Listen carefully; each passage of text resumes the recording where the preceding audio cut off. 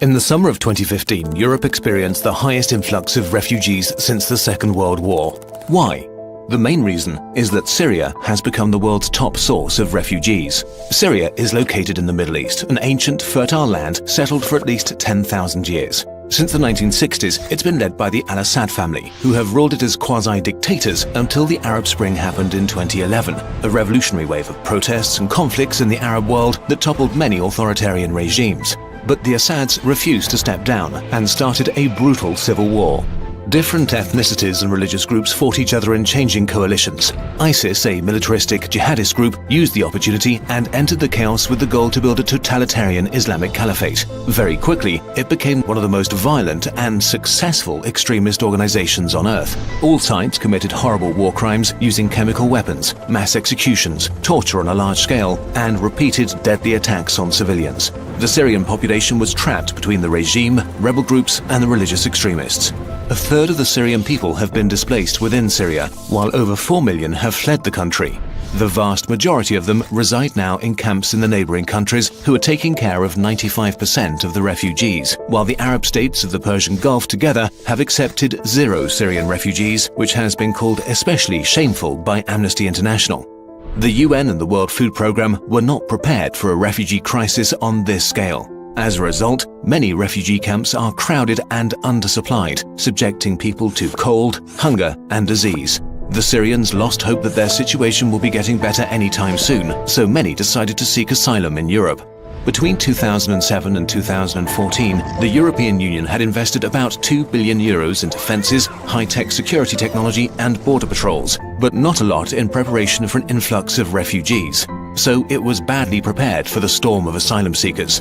In the EU, a refugee has to stay in the state they arrived in first, which put enormous pressure on the border states that were already in trouble. Greece, in the midst of an economic crisis on the scale of the Great Depression, was not able to take care of so many people at once, leading to terrible scenes of desperate, hungry people on islands usually reserved for tourists. The world needed to come together and act as a united front, but instead, it has become more divided. Many states downright refused to take in any refugees, leaving the border states alone in their struggle. In 2014, the UK lobbied to stop a huge search and rescue operation called Mare Nostrum that was designed to stop asylum seekers from drowning in the Mediterranean. The idea seems to have been that a higher death toll on the sea would mean fewer asylum seekers trying to make the journey. But of course, in reality, that's not what happened. The perception of the crisis around the world suddenly changed when photos circulated of a dead boy from Syria found lying face down on a beach in Turkey. Germany announced that it will, without exception, accept all Syrian refugees and is now preparing to take in 800,000 people in 2015. More than the entire EU took in 2014, only to impose temporary border controls a few days later and demand an EU-wide solution. All over the West, more and more people are beginning to take action, although support for asylum seekers has mostly come from citizens, not from politicians. But there are fears in the Western world: Islam, high birth rates, crime, and the collapse of the social systems. Let's acknowledge this and look at the facts. Even if the EU alone were to accept all 4 million Syrian refugees and 100% of them were Muslims, the percentage of Muslims in the European Union would only rise from about 4% to about 5%. This is not a drastic change and will certainly not make it a Muslim continent. A Muslim minority is neither new nor reason to be afraid.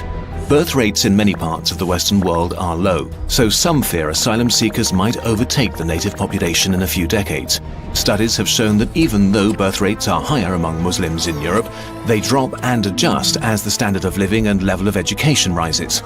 Most Syrian refugees already are educated. The birth rate in Syria before the civil war was not very high, and the population was actually shrinking, not growing.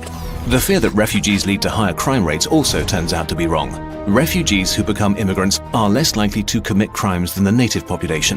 When allowed to work, they tend to start businesses and integrate themselves into the workforce as fast as possible, paying more into the social systems than they extract from them. Syrians coming to the West are potential professional workers desperately needed to sustain Europe's aging population. Also, refugees traveling with smartphones has led to the misconception that they're not really in need of help. Social media and the internet have become a vital part of being a refugee. GPS is used to navigate the long routes to Europe. Facebook groups give tips and information about obstacles in real time. This only proves that these people are like us. If you had to make a dangerous journey, would you leave your phone behind? The European Union is the wealthiest bunch of economies on earth, well-organized states with functioning social systems, infrastructure, democracy, and huge industries. It can handle the challenge of the refugee crisis if it wants to. The same can be said for the whole Western world. But while tiny Jordan has taken in over 600,000 Syrian refugees, the UK, which has 78 times the GDP of Jordan, has only said it will allow 20,000 Syrians across its borders over the next 5 years. The US has agreed to accept 10,000, Australia 12,000 people. Overall, things are slowly getting better, but not fast enough. We are writing history right now. How do we want to be remembered? As xenophobic rich cowards behind fences? We have to realize that these people fleeing death and destruction are no different from us. By accepting them into our countries and integrating them into our societies, we have much to gain. There is only something to be lost if we ignore this crisis. More dead children are sure to wash ashore if we don't act with humanity and reason. Let's do this right and try to be the best we possibly can be.